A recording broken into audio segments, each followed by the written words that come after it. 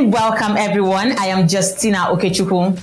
This is Energy Frontiers, proudly brought to you with support from the African Energy Chamber. As always, we take off with some energy news headlines from here in Africa and around the world.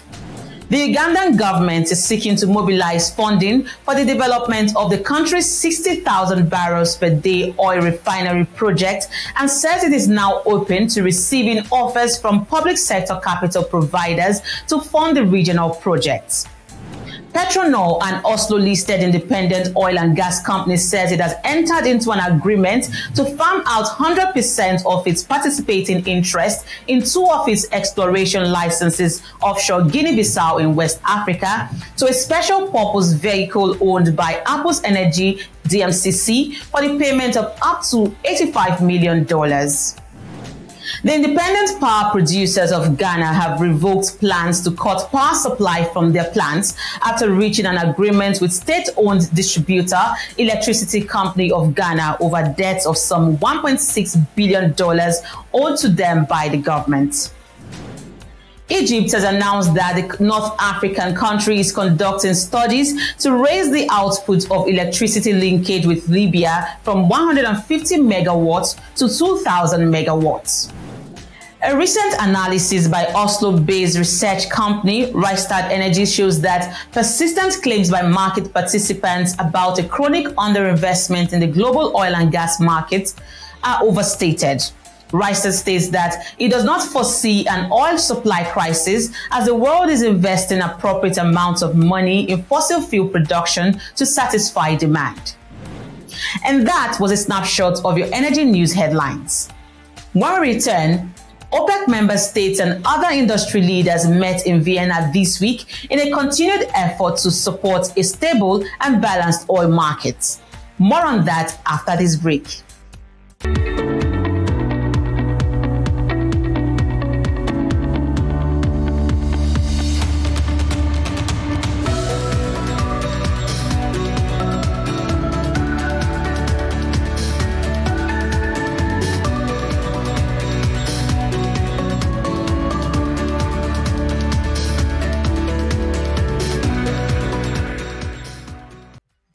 This is Energy Frontiers.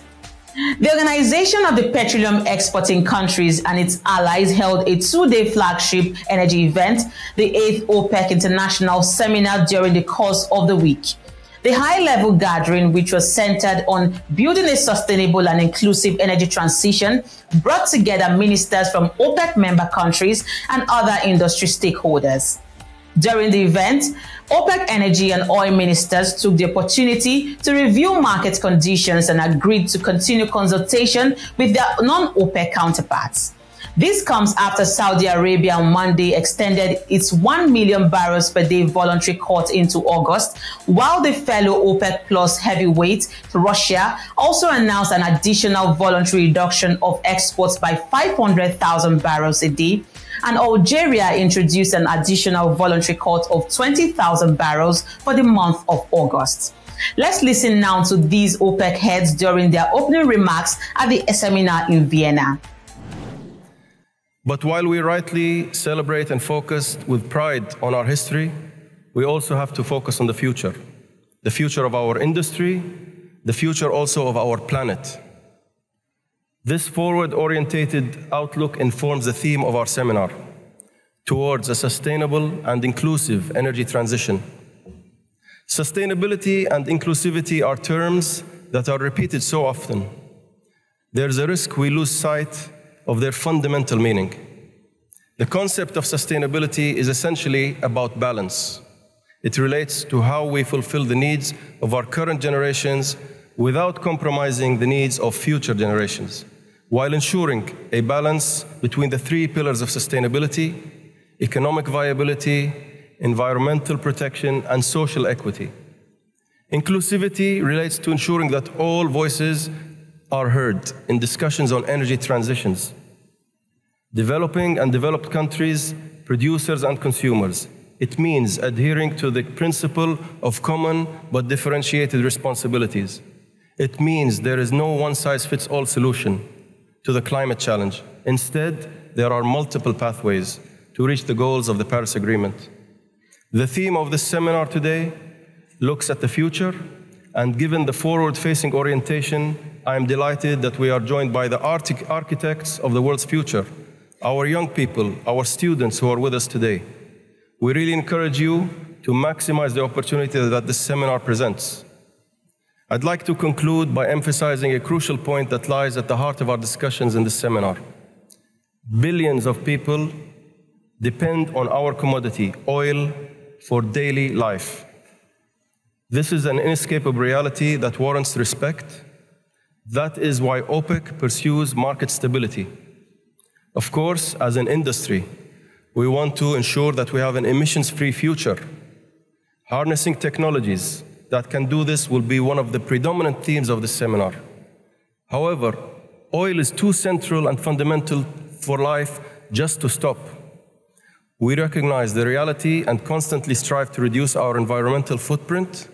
We can all move towards a sustainable and inclusive energy transition.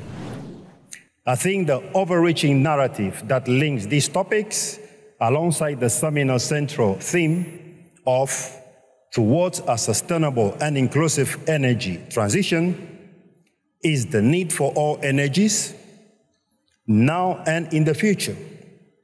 The energy reality is that the world cannot do without oil. It has been central to our past, is fundamental to our future, to our present, and will be pivotal to our future as well. It is a 24/7 commodity. We cannot do without it. It is this clarity that needs to fuel our cooperation. And I very much hope the seminar stage can provide us with a platform to build bridges to a sustainable energy future. Just last week, you've seen, all of us seen, how much of a review was done in terms of demand, specifically, for example, the US. There is an 800,000 barrels. In April, it was not there. Today, it is here. There is always reviews, and that's why we have, unfortunately, and I say it unfortunately, discarded the IEA, because the IEA have their own set of numbers, but then they come and revisit and revise, along with the other anomalies that comes out of the IEA, which create a distortion to what the market should see today. I would have to quote, I think Helena Croft is somewhere here around. I would say that she rephrased something I have said to her, but I'll give it to her. It's probably going to be the quote of the year. This market is about show me, not about tell me. That's her quotation. I would have to say that's true. Coming next, Kenya's Turkana oil project faces delay amid high costs and climate change concerns. More on this in just a moment.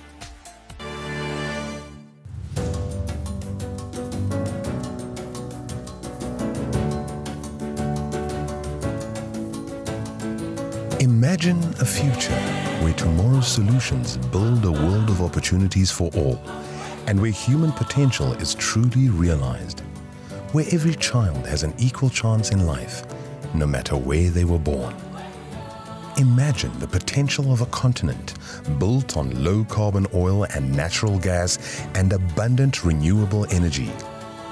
Imagine Mozambique, Angola, Nigeria, Uganda, Senegal, Egypt, Namibia, and Algeria being let free to develop their natural resources without pressure from wealthy countries to leave it in the ground.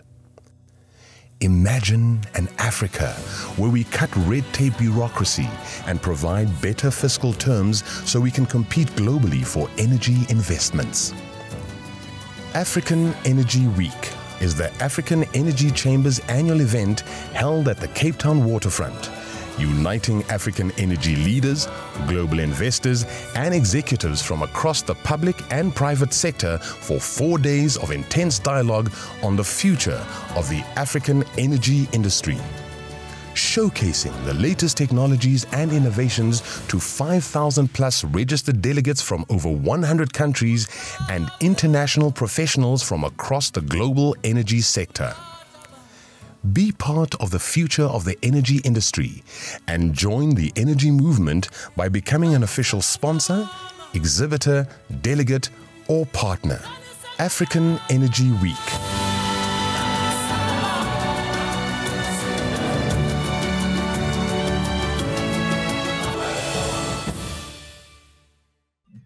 Welcome back to the program. Kenya is racing against time to speed up the development of its oil reserves in the Turkana-Lokichar Basin through the field development plan, as concerns continue to rise about the damage caused by fossil fuels on the environment. This comes after British oil exploration firm Tullow Oil announced that its joint venture partners, Africa Oil Corp and Total Energies, have pulled out of the project. According to Kenya's Cabinet Secretary, Davis Chirchiri, the country needs to move quickly within the window available in order to bring the project to a close. Muturi Kamau is the National Network Coordinator of the Kenya Oil and Gas Working Group, and I sat with him to get a better understanding of these latest developments in the East African country. Now, give me an insight into these developments and why there have been further delays in commercializing Kenya's oil projects. Thank you very much, Justina. First and foremost, the oil upstream petroleum developments for Kenya have it's been quite a journey. It started with so much pomp and expectation in 2012 when Tullow announced commercial quantities of crude oil. And after that, we saw the flagging of crude oil trucks, or rather trucks carrying crude oil from the USDollar Basin to Mombasa County through the early oil pilot scheme. And the current cabinet secretary himself has come out to say in a briefing to the Senate that Kenya made revenues of estimated value at $25 million US, while the project costs about $50 million plus US. So the project was, as the government says, it wasn't a profit-making venture, but rather to get Kenya's crude oil to the international markets to see how it would operate in terms of the competitive global hydrocarbon market. Second of all, to improve the infrastructure in the Turkana County, because at that particular time, a lot of the roads were had not been upgraded to tarmac, and thus the trucks needed access. And what better opportunity to improve the existing infrastructure than to do that? Third is to ensure that the company undertook extended well testing. So extended well testing was to ensure that the company really, Tullow and its joint venture partners, understood the reservoir within the South Lokichar Basin. However, come COVID-19, the COVID-19 pandemic, we saw a huge scale down of operations in Turkana, with Tullow pretty much scaling down completely in terms of operations. And currently, there is nothing much that is happening. Recent news is that we've had is that Africa Oil and Total Energies have actually pulled out of the project, leaving Tullow with 100% stake in the three oil blocks, 10B, 10BB, and 13T. However, Tullow had made a statement stating that it was looking for a strategic partner to develop the hydrocarbon quantities. However, as it is right now, Tullow submitted the field development plan last in December, and then updated a more revised version about 2 months ago. And what right now is actually pending is for, according to the Petroleum Act, the company needs to submit the field development plan together with the production sharing contract to the Energy and Petroleum Regulatory Authority, as well as the Ministry of Energy and Petroleum. And the CS is supposed to review this together with the two agencies, and then submit the FDP together with the production sharing contracts to Parliament for ratification. That is what is actually anchored in the Petroleum Act 2019. There's still quite a bit that needs to happen before we get there. The environmental and social impact assessment license for the Lamu-Lokja crude oil pipeline was awarded by NEMA sometime in 2020, I believe. But NEMA is still yet to undertake public hearings for the upstream environmental and social impact assessment, as well as for the Make-up Water pipeline, because these are three projects that are coming into one. The Make-up Water pipeline from the Takwel Gorge to the South-Lokja oilfield basin, the upstream development, which comprises of the setting up of the central processing facility, the central facilities area, pretty much what they call the area of interest. And as they undertake production, they still intend to undertake more exploration within the two blocks, actually between the area of Twiga, Amosing, and Gamia. And then we have the Lamu-Lokja crude oil pipeline, where they've actually finalized the front-end engineering design in 2019.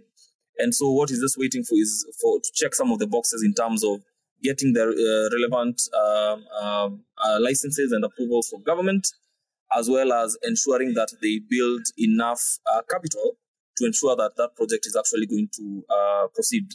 Currently, the Ministry of Energy and Petroleum, together with the National Land Commission, is actually in the process of undertaking land acquisition within the LAPSET corridor, the